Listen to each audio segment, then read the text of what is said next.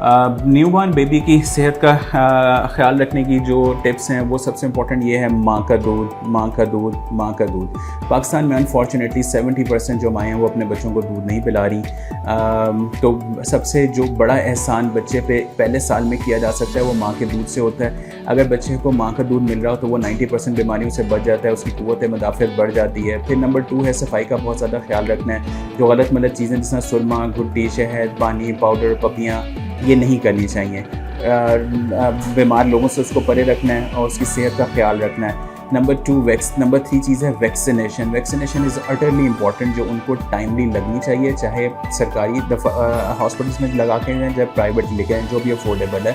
Government vaccine अब बहुत सारी बीमारियों को कवर कर रही है and you must do it. बच्चों को बहुत ओवरटली कवर नहीं करना चाहिए। हर दूसरे दिन या हर रोज़ाना नहलाना बहुत ज़रूरी है। बीमार बंदे से परे रखना बहुत ज़रूरी है। So this is what I would say about it.